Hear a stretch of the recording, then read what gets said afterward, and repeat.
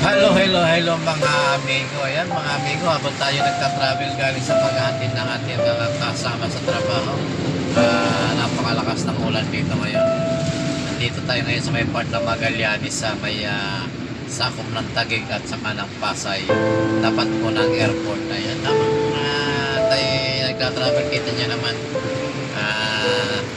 medyo talagang madilim at malakas yung ulan mga amigo. Kaya ingat-ingat po tayo sa ating mga amigo, mga driver, at shoutout sa inyong lahat, at ingat po tayo. Ayan mga amigo, katatapos lang ng suna ng ating Pangulong Ferdinand Marcos. Bagamat noong araw hindi tayo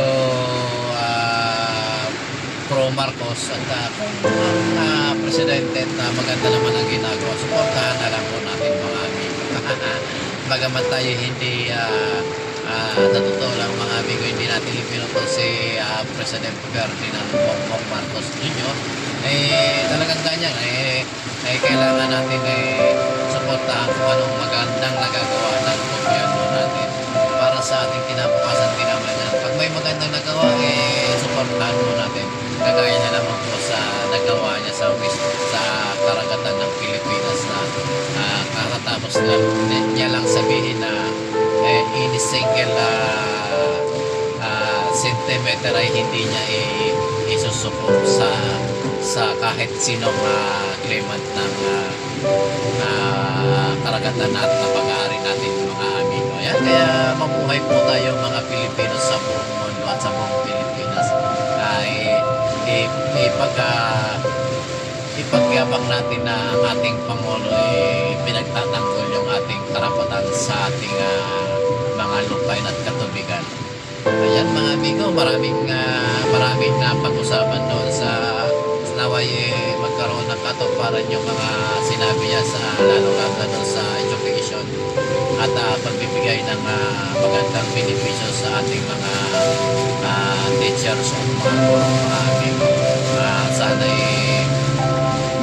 mabigyan naman sila ng magandang benepisyo, lalong-lalo yung mga talagang talaga naman nagsasakripisyo para sa kinabukasan ng ating mga kabataan mga amigo. Ayan, talagang napakalakas mga amigo ng excuse me po.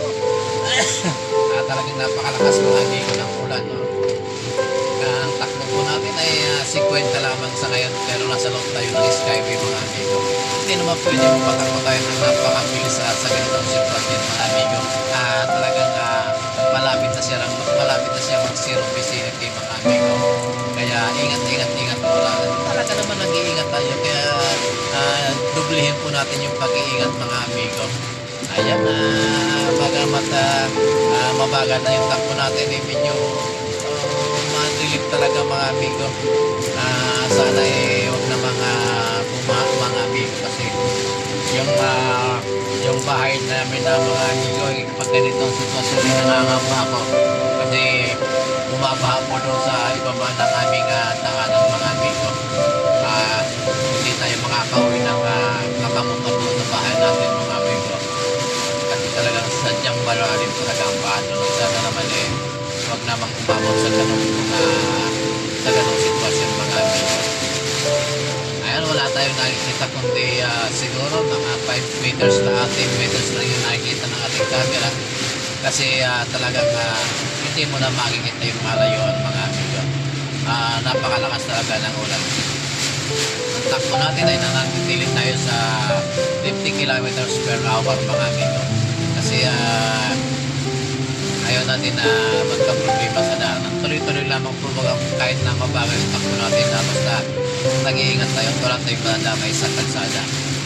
Maging defensive driving tayo mga amigo, para yung mga kasama natin na nasa kalsada huwag na magkaroon ng problema.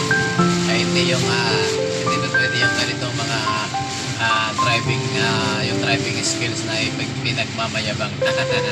Ayan, shoutout sa inyo mga amigo. Ayan, talagang ganyan ang buhay.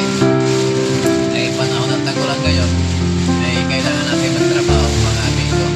Tuloy-tuloy lamang po tayo, at medyo malapit na tayo mag-exit dito sa Skyway. mag-exit tayo mga amigo dito sa may Amorsolo. Nandito na tayo sa may part ng dito sa may part ng EDSA mga amigo. Pero nasa Skyway pa rin tayo, tatawid tayo doon sa may part ng EDSA mga amigo. Sa kanan po natin ay yan ang po ay yan ang Makati City, at sa kaliwa po ay yan naman ay ang Pasay City mga amigo. Ayan, nakita niyo po mga amigo, ang bilis ng takbo ng isang sasakyan. Ingat-ingat amigo. Doon po sa mga kababayan natin na nasa tabi ng ilog yung inyong mga tirahan o yung inyong mga bahay, makiramdam po tayo sa mga pagbaha at pagkakaroon ng landslide sa ating mga lugaring. Ingat-ingat po tayo doon sa mga binabaang lugar. Ingat-ingat po tayo at lagi po tayo maging handa sa mga kalamidad na hindi naman nating kagustuhan. At yan po ay talagang nangyayari taon-taon. Sana ay nakapaganda tayo para naman hindi tayo abutin ng hindi yung tinatawag natin na disgrasya. Handa po tayo sa lahat ng oras. Huwag po tayo magpapanik, kasi ang pagpapanik po ay nakapagdudulot din ng kapahamakan sa ating paglilikas po sa kasakali mga amigo. Ayan mga amigo, tayo mag-i-exit na dito sa may ating mapupuntahan dito sa may Amorsolo exit. Excuse me again. Mahirap talaga mga amigo, no? Kung napapansin nyo mga amigo, yung ating mga videos sa YouTube, konti lang yung ating mga views, bagamat madalas tayo mag-upload. Napapasalamat pa rin tayo at tuloy-tuloy lamang po yung ating pag-upload at hindi nawawala yung ating monetize sa channel. Ayan, sana po mga amigo, sa panahong tayo naman may hanap buhay, tayo may trabaho, basta araw-araw mahalaga po. Nagpapasalamat po ako doon sa mga viewers natin na patuloy na sumusuporta sa atin sa kahit na papanong paraan mga amigo. Ayan, maraming salamat sa inyo mga amigo, at sa lahat po ng mga OFW na patuloy sumusuporta sa ating channel o doon sa ating mga short videos. Maraming salamat po sa inyong lahat, at pagpalain po kayo ng Panginoon at ingatan sa lahat ng oras. Mga amigo, maraming salamat, at hanggang dito na lamang po yung ating vlog mga amigo. Sa araw po, thank you, God bless po sa inyo.